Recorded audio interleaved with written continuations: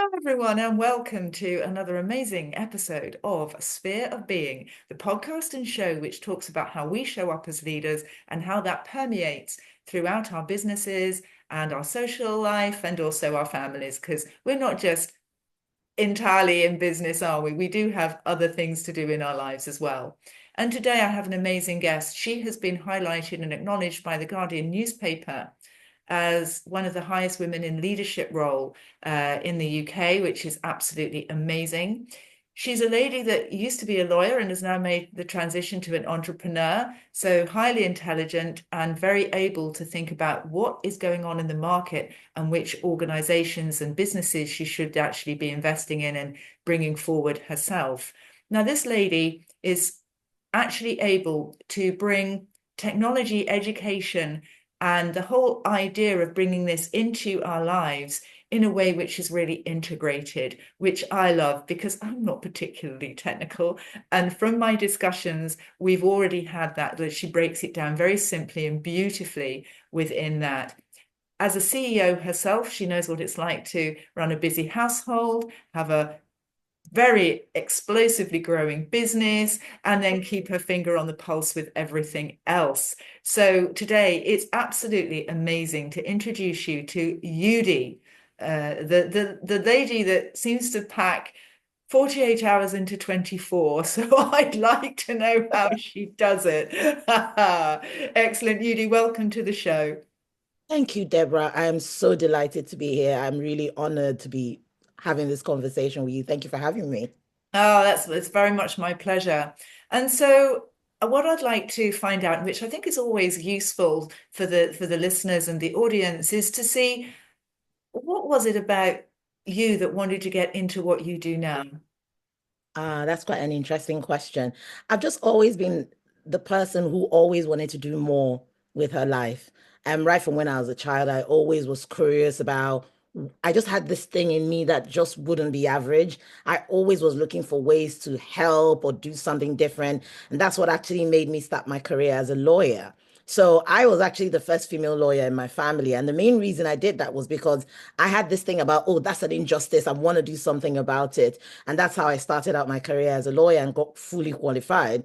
But then when I got into it, I found out that I actually really enjoy more. As you grow older, you start to understand yourself better.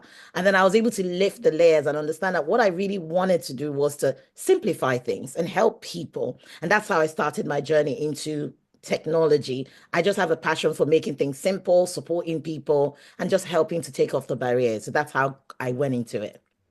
Well, that's really interesting because it proves to me that you are a lady that will follow her convictions and know that within you, you'll make something work. So there's a lot of self-trust that goes on here. And one thing I didn't mention actually as well is that you also do project management training as well, don't you? I absolutely do. So the reason I got into project management is similar to the other explanation I just gave you. I find that a lot of times it's not that people are not intelligent or that people don't have the brilliance to do things. A lot of times everything looks a bit muddy and complicated when you're not close enough to it, or you don't have someone who can demystify it. And so I do the same for project management. I tend to target people who are not maybe from non-traditional backgrounds, who don't have that kind of experience and just want someone to guide them and take them into the process. And I've been doing this for a long time now. I've trained over 500 people into project management careers, and it's something that gives me a great deal of satisfaction when someone comes to me and says, you know what, Yudee, I'm really struggling to pay my bills. I'm struggling to look after my kids and I just need a change. And 6 months later, they come back and say, you know what, because you helped me, I'm now a project manager in this organization and I'm thriving. And that's an old story. That for me, money can buy that. Money can't buy that satisfaction. I love that because again, what I'm getting from you is this whole idea of the fact that you are in service to others and that Absolutely. you derive your satisfaction from seeing other people thrive. That's it. You said it Yeah. better than I could.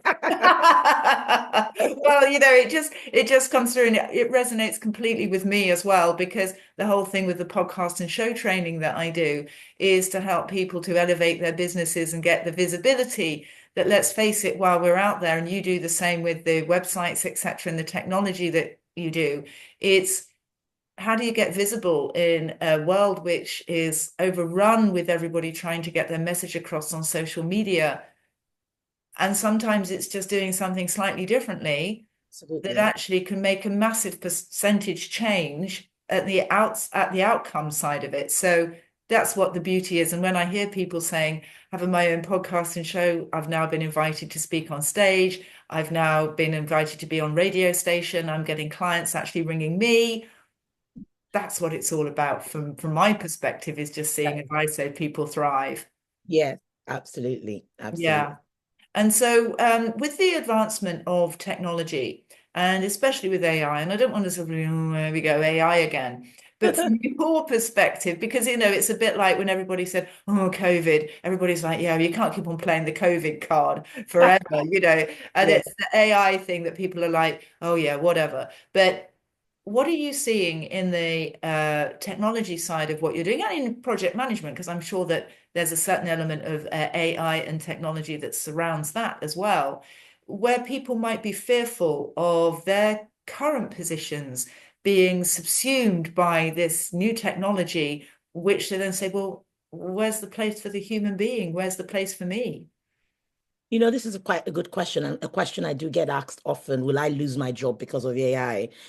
So I actually wrote an article about this and I put it up on LinkedIn. And this is the summary of it. AI is here to stay. And with any new thing, there's understandably a lot of nervousness about what it means for you. But my view is, excuse me, AI is not going to take over people's jobs. Not, I believe, okay, let me say that differently. Okay. You can use AI in your job. You should definitely take advantage of some of the benefits of using AI because there's a lot of things that AI can do. There are certain types of jobs that will be at risk because of AI. So the repetitive jobs that don't require much person or human intelligence to do, AI can definitely do it. But AI is not human. And there's certain roles that AI just cannot do. So let me take project management, for example. Project management, there's a lot of elements of project management that actually you could use AI to do to make your life easy. Some reporting, some data analysis, some stuff that if you were trying to do it on your own, in your own time, it might take you an hour or two, but you put an intelligent prompt into ChatGPT, it will spit out the data for you in a matter of seconds. That's some time saved that you could be using to interact with your customers, with your clients on the client delivery, on your project delivery side. AI can't do that. AI cannot foster human relationships. AI cannot have an intelligent conversation, a human intelligent conversation with you. It can try, but the elements of your job that are human centric, human driven, AI is not yet trained to do that.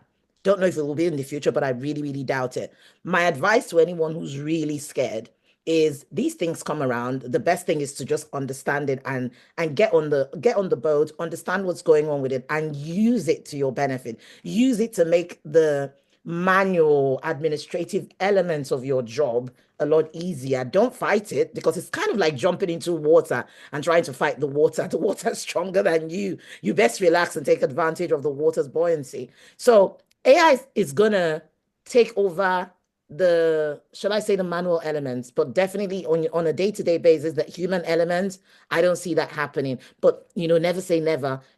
Technology is growing at the speed of light every day. I mean, a couple of years ago, who knew about AI? Now AI does all sorts of weird and wonderful things. So in summary, get with the flow, understand how you can use it. I think there's still a lot of it that people don't understand yet, which is causing the nervousness. And use it is what I would say. Yeah, I love that open-mindedness that you bring to this. And as I get older, some of my friends are saying, "No, it's too much for me. I'm not even going to get bothered." But from my perspective, I think that it's not just about the young people getting into this, etc. If we're not engaged with the technologies, no matter how old we are, life is going to pass us by, and it won't be Yeah. too long before everything that we need to do is out of our reach because we've not kept up with the processes of what we need, from our banking to paying bills to going and getting our shopping. It's one of those things which, if we're not keeping up with the technology, we're not actually going to be in our dotage able to survive. Because, in all honesty, what we see now on the horizon is, I believe, probably something that will do away with the cash that we have. Oh, That yeah. there's not going to be, in my mind, the cash situation that we've got at the moment. Government are going to clamp down and it will be all online. And basically, it will be something which, if we're not au fait with the technologies involved with that, we're going to have a problem just from a general lifestyle I perspective. agree. I agree. I agree. And exactly. And what you said is actually quite true because pre-COVID, I think the world has changed a lot since COVID. Pre-COVID, we were all, people would carry cash. I mean, now I can't remember the last time I had physical cash in my hand. I go out with my phone and I could just use my Apple Pay to pay. Can't even remember the last time I took physical cash in my hand. And I see that that's a general trend now because you go into supermarkets, people are paying with their phone, people are paying with their cards. You rarely see people using cash. That used to happen way before COVID. But since COVID, there's been a mindset shift. There's been a Yeah. change that we sort of morphed into the society that's a lot more digital. And that's just the way it is, and it's here to stay. And let's think about this in terms of our podcast is showing up as we are as leaders. And as you're saying, this is a quantum shift, because it wasn't that long ago, that Mhm. we came out of lockdown and off we went again. And sometimes, that the power of the past is something which we can look at and think, wow, haven't we come a long way in a very short period of time? How are you seeing in the hearts and minds of your clients the way in which they are embracing or not the new technologies that are coming up, which are not nice to have? You just need to have them now. It just goes without saying. I think it's an education. I think the first thing with anything is having that open-mindedness, as you say. Everything is scary and, shall I say, fearful until you actually experience. Let me use a personal story. All my life, I've never learned how to swim. I grew up fearing water. I always thought if I even put my toe in the water would magically have arms and legs and drag me in and suck me in and I'd drown. I had this absolute fear of water to the point where if I went on holiday, I wouldn't even go near the pool. I'd sit very far away. But then I came to the point where I thought one day, you know what? It's just water. Let's go and learn how to swim. And this is 3 months later. Although I'm not still a wonderful swimmer, I found that all of that was in my mind. The Mm. water didn't get arms and legs and grab me and swallow me up. I did manage to get in the water, and now I'm not scared of it. The reason I used that as an example was because it taught me a lesson that everything is on the other side of fear. Once you face the fear, you find out actually it was all in my mind. There was nothing there in the end. There isn't any magical monster in the water waiting to suck me in. It was just my fear that was the problem. So using that and bringing it back to a lot of my customers, tech is scary for people because they're like, oh, it's all gobbledygook, don't know what it is, don't understand it. So that's where me and my company come in because you don't have to be a tech guru. You don't have to be a tech guru. It works when someone else knows how to speak the language and is able to translate it to you in very simple terms. So, how does a website work? When we say a domain, what does that actually mean in very simple terms? So, it's that kind of thing. And that's where my company bridges the gap. As long as people are open minded and even willing to say, look, the world is moving forward. I have a company. I have this fantastic idea. Nobody knows where to find me. Just I have a brilliant idea and I'm doing stuff. Imagine what would happen if you use the power of technology to get your idea out there. Now, it's that open-mindedness. It is the even the willingness to come to the table to say, let's explore the art of the possible. We will help you do the rest. You don't even have to ever learn or write a line of code. We will help you translate the technical jargon into this is how we can use technology to get you out there. This is how we do these things. But again, I know I'm sort of sounding like a broken record now. It's just the open-mindedness. Are you even willing to try to open your mind and get to the other side of fear? Because your life is on the other side of fear. And that's what I strongly believe. And that's what I share with everyone who comes to me. I love that, because I know that, and I bring this in quite regularly because I don't want people thinking that, I've seen it, got it all, and got the t-shirt because I'm a work in progress as well. And I come up every day and think, oh gosh, well, yeah, I was a bit closed-minded about that. But I had a nervous breakthrough a number of years ago. And what that taught me was I wasn't doing things right. And I had to take ownership of the fact that I wouldn't have been in that situation if I'd have done things a different way. There were mitigating circumstances like there are in most people's lives. And yes, absolutely. But at the bottom line was me. Mhm. And if anything was going to change, it had to be me. 100%. And that meant a whole load of inner work, which I'm still doing. That's why I have two coaches, one as a mindset coach and one as a business coach, because at the end of the day, I can't see my own blind spots. True. You You don't know, know. I can't see what I can't see, and therefore I need somebody to help me. And you're sound like somebody in that place where you're helping people to Yeah, navigate what they don't know. You don't know what you don't know until you somebody don't. tells you what you don't know. Uh, Exactly. but it was that willingness, it was that willingness to change. And I think from what you're saying, keeping that open mind, but what that also does to me as well is think about, well, what is the purpose? Why would you be willing to stop doing what you're doing and have a look at something and go, you know what? Yeah, I'm prepared to make a bit of a leap of faith on this one because I can see that I know, like, and trust you. That's Mhm. very important that you're going to do a good job. And also, if I keep on doing what I'm going to do, I'm not going to get to where I want to be. How do you help people envisage that purpose when they come to you with the technology? Because you don't just do websites, you do amazing app But development as yeah. well, which often is very new to people. It would be new to me, and I'd love to develop an app given the right time to do it. But ultimately, how do you take people across that journey so that they can see something coming out from their idea and actually going into their purpose? So I think one of the things I'm really gifted with, and I don't say that with any pride or anything, it's just something that I know that I'm good with, is helping people to see what's possible. Sometimes when you're really neck in and you're in the weeds and you're just running a business, you're really focused on the day to day. You're focused on, oh, how am I going to close that deal? How am I going to get the next pound through the door? What I'm really good at is actually saying, okay, can we just come up a bit for air and just look in the horizon? With just a little bit of help, you could do things a lot more effectively. So if you're spending hours on end chasing customers, and they're coming in, but your website's not great, they're not having a great experience. Let's take that off your plate so that you can focus on what you're really good at, which is running your business. Okay. Or we may look at your business and understand, just even having a chat with people to understand where they're going. What is it you're trying to achieve with this business? Sometimes you just need someone to just hold your hand and point and say, look, you could do that. There's someone else who does something similar to you, and look at the journey they've taken. Because just being able to even envision it and understanding that, why can't you do that? And I say that with a little bit of a caveat, because some people don't want to do any more than where they're at. Some people are quite comfortable with where they're at, and that's not a problem.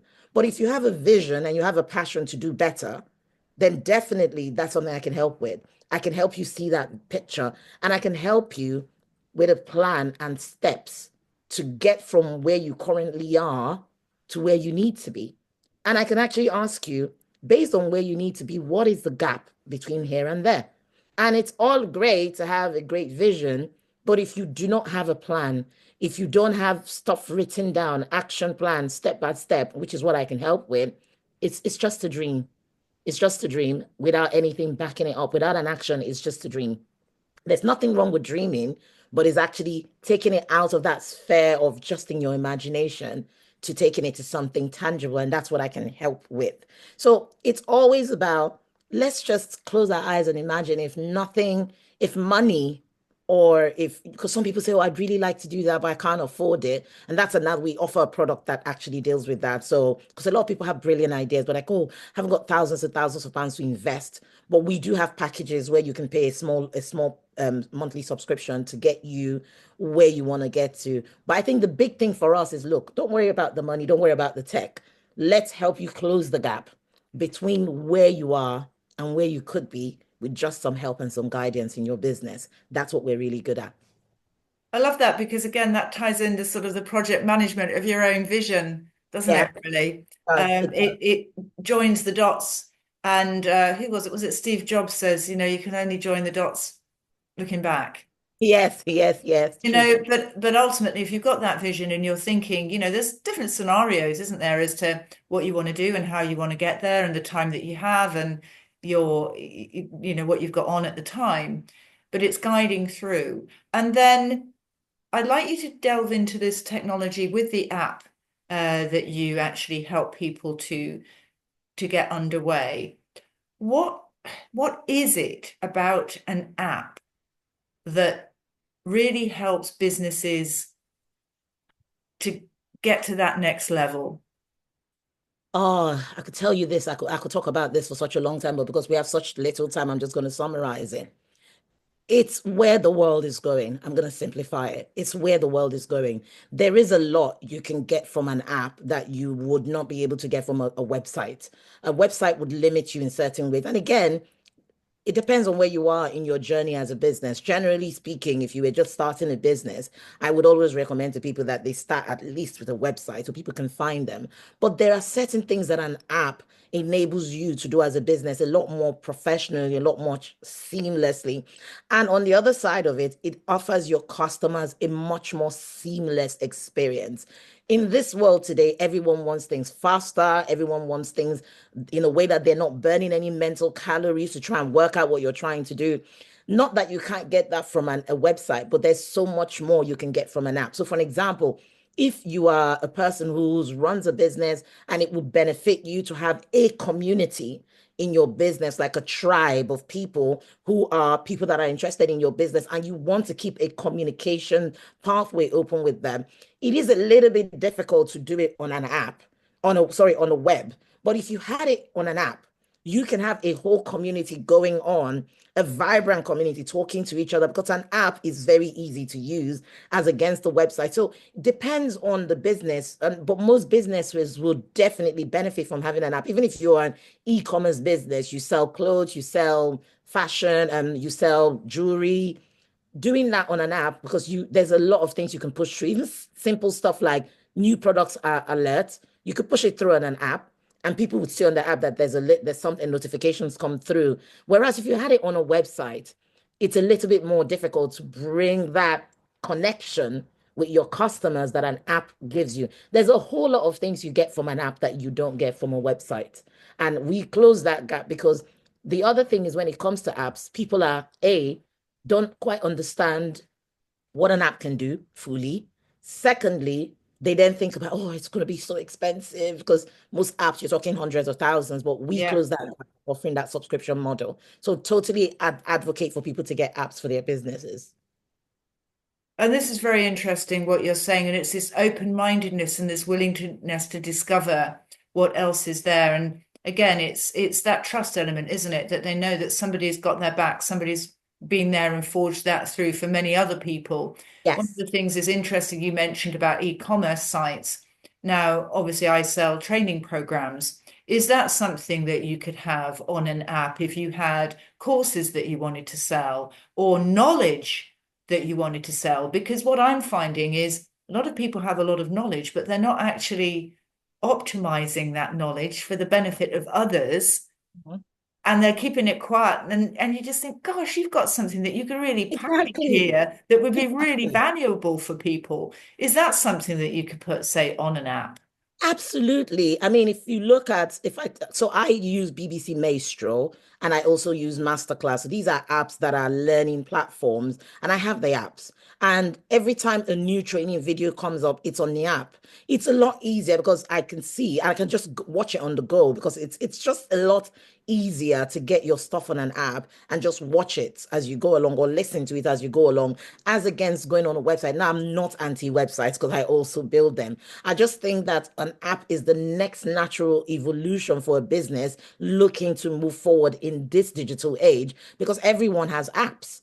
Most people would easily look at something on an app as against typing in www dot something on the browser, and there's a lot of complications. If someone gets your domain name wrong, they may land on someone else's domain who has something similar to what you're offering, and that's a customer lost. But with an app, it's easy. You can't go wrong. It's just there for you to use. And so training businesses, e-com businesses, learning systems, travel businesses, events management, restaurants, anything that you kind of think, even you who's a business owner, you are someone's customer. Imagine how you feel when you want to use their services and it's seamless. And you think about the best experiences you've had digital wise, you would find that a lot of them were from really good apps. Look at, we all live on WhatsApp these days. I don't think I could live without WhatsApp. But how many people actually use WhatsApp, the web version? I bet you if you looked at the data, very minimal. I'm not saying minimal as compared to the people who are using the app version. I can't think of any business that would not benefit from using an app. I can't really think of any just right now off the top of my head. Yeah, I'm just thinking of even trades. You could Absolutely. easily have an app if you're an electrician or a plumber, Yeah. booking systems, etc., knowing where they were on the job, useful Mhm. tips and tips about what you need to do with your plumbing and whatever electricity, etc. I think, yeah, it's very exciting. And after my website for the podcasting is under construction at the moment, and what I would say after that is I'm very keen to get an app Oh, because you know we've got you. oh, absolutely. I mean, one of the things which I always say as well with having your own podcast and show is you've got LinkedIn, you've got Facebook, you've got Instagram, you've got your website, you've got your app maybe, or you're just about to. But then again, if you then have your own podcast and show, Mm. then that is just like you have got the brand Yes. sewn up. I mean, that is spectacular. And when you think and you think, well, I did as well, technological wise with a podcast, I could do that. Well, even I could do that. It's just like me, really. And the cost of it is next to nothing. So you just think, why didn't have I always done this? Mhm. And it's like anything, isn't it? Once you've done something, you go, why did I wait so long to How do was I it? in the first place? And so this thing you're saying about apps, if you notice most businesses who run e-com platforms, when you go on their website, they try to direct you to their app. They all try to push you to their app. They even tell you if you go on the app, you get it 10% cheaper. There's a reason for that. They're onto something. And that's what I'm just trying to get people to also see that if you think about the big companies, they all push you to their app. There's a reason for it. Yeah. There's absolutely a reason for it. They wouldn't be pushing you that way if there wasn't a reason for it. And in terms of talking about like even for someone who's trying to do a podcast, which I think is brilliant because a lot of times people don't even know how much gold they have inside them because they think, oh, who wants to listen to me? But you'd be amazed how much you know until you start speaking. But even that in itself is a revenue generating opportunity to have an app because most people would give some things for free on their website, but for a premium experience, you lead people to the app and you get them to even pay a little subscription amount to be part of your app. That's a revenue generating opportunity there that people don't even think about. So there'll be some free stuff, but there's stuff they can generally say, actually, if you want this content, it's on the app, it's for this amount. People would do it. It's about value. If what you're selling, what you're generating in your business adds value, people will come. That's something I've seen time and time and time again. If you can look at it and say, you know what, this is the value, this is my value proposition as a business or as an individual, people will come. They will come. Yeah, I like that. And the other thing is as well, thinking about ourselves and how we show up in all of this. If we adopt ourselves with the mindset that we are our own businesses, we as we show up are our own businesses, we Yeah. are our own value. And I think that again, I used to suffer, not so much now, but I really used to suffer from imposter syndrome. Mm.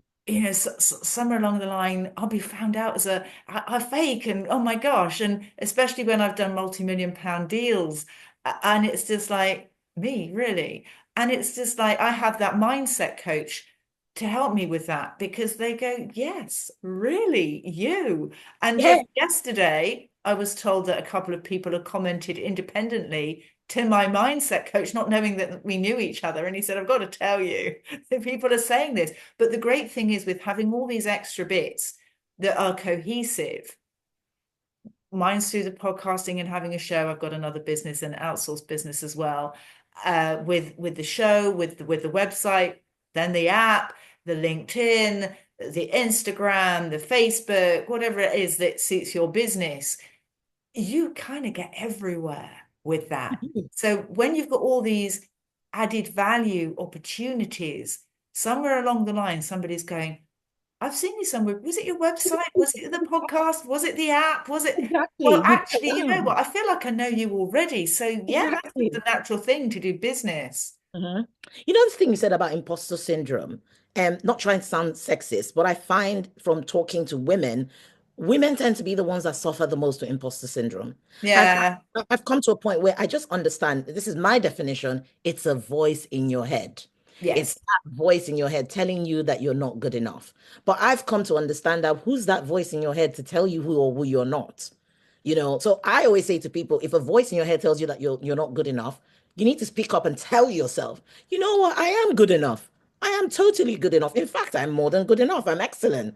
And you remind yourself of your achievements. I always say this is something I do for myself, and I always encourage people that I mentor because I have people that I mentor for project management, and they, especially with the women, they always feel like, oh, I've been asked to do a presentation at board. Don't know if anybody will want to listen to me. Well, if you tell yourself that long enough, then nobody's going to want to listen to you. But I always say to people, spend the time every day to think about the nice things people have said to you. Keep a record of it. I do that. When people tell me, oh, you look really nice today, I write it down. And whenever I start to hear those voices in my head, I go look at that list. And almost every other day, I look at the list and remind myself, not because I need external validation, but it helps to remind yourself of who you are. And sometimes you have to affirm who you are. You have to speak up. Hear your own voice telling yourself, I am worth it. I'm good at it. I deserve a seat at this table. This organization is really blessed to have me because I have superior skills and I know what I'm doing. When you talk kindly to yourself, I think women, we are the worst for talking down on us. Oh, my nose is too big. Oh, why can't my complexion be any better? But to be honest, there's someone who looks at you and thinks, oh my God, why can't I have her hair? And you're looking at your hair thinking, not that great. So sometimes that imposter syndrome, that voice in our heads, we have to shut that voice up. And you shut that voice up by speaking back, speaking up, talk to yourself, and quench that voice by just saying, I don't agree with you. I'm able to do this. And sooner or later, that voice will become smaller and smaller, and your own sense of self worth and understanding the beauty, the wonder that is you begins to shine through. And that voice just becomes a thing of the past. And that's what I tell everyone that I talk to. And I see it time and time again.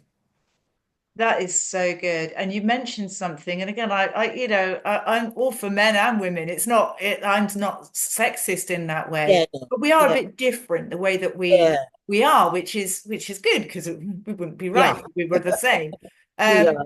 but just the other day, I was listening to somebody I listen to a lot, and it's Jordan B. Peterson. He was professor. I think he's professor emeritus now. He used to lecture at Harvard and then in some big university in Canada. But what he was doing is he was being interviewed by this young guy. He was a freelance journalist. Um, and they said, and the Jordan BP said, well, you're okay because, as you're 20. And I thought, wouldn't it be wonderful if there was a young woman of 20 who was interviewing him? But Mhm. interestingly enough, that hasn't happened. And yeah, it's interesting. And we're in this technological world. How do you find that as a lady in this? And again, it might well be wrong. And so if I am, apologies. But I always get the feeling that technology, this sort of thing, is more of a male area. Do you ever come across anything Oh, being 100%, a lady? 100%, 100%. Um, it's very up until recently, it's been seen mostly as a male-dominated area. I'm starting to see some women starting to take an interest in technology, but they're not many. There's not as many as I'd like to see them. And there's a reason for that because a lot of it's still fear. It's that lack of knowledge, that lack of understanding of what's possible. When people think of technology, they just think of coding. They just think it's coding. I can't write a code. I can't write a line of code for my life. It looks like ancient Greek writings to me, to be honest. But I run a technology company. So what I do is I hire people who can do it, and I hire the best to do it. But the problem is that a lot of people think technology is about coding. It isn't. There's a whole lot you can do in technology. There's project management. There's a whole, you can actually get into tech via project management. You can get into tech via business analysis, via data analysis. There's many ways you can get into tech, but you are right. It's up until now, it's very male dominated. Not a lot of women have been seen in that way. In fact, I'm always recruiting and I'm always, without sounding sexist, looking for women who can write code, looking for women who can drive technology projects. And frankly, I see a lot of women project managers because I train a lot of them. I see a lot of women business analysts, but the more technical sides of technology, solution architecture, writing, software development, website development, I don't see a lot of women. And because the work that I do always look out for people in underdeveloped countries because I feel like they need someone to help them out. And that's where my organization, a lot of my people are offshore.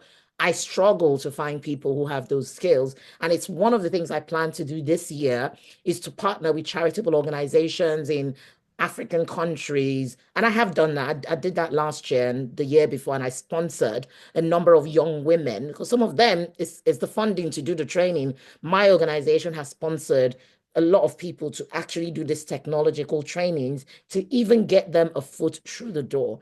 And this year, I'm looking to do the same as well, partnering with charitable organizations in Africa to do the same. But yes, you're absolutely right. But we are starting to see that slowly start to change. And I just want that speed to hasten up. Yes, absolutely. And for the ladies out there who are thinking of it, go for it.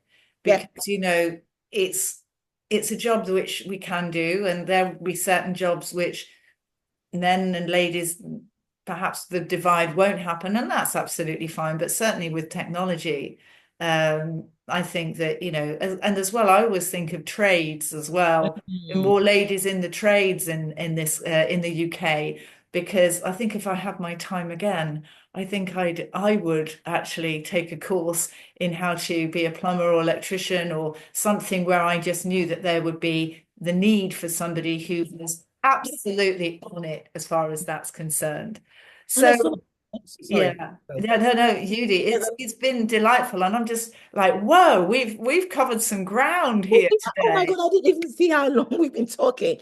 They shouldn't put two of us together. We always have so much to talk about. I know, it's amazing. I'm absolutely like, wow, incredible. And we've only just scratched the surface. So Yeah. thank you so much for being such an amazing guest. I mean, I'd just like to ask you, how can people get hold of you? Oh, I'm on LinkedIn. If you just search for me, Yudee Uzowulu on LinkedIn. I'm also on Instagram. If you search for Yudee as in Yudee, Uzo, Uzo on Instagram, you'll find me there. I'm not on Facebook.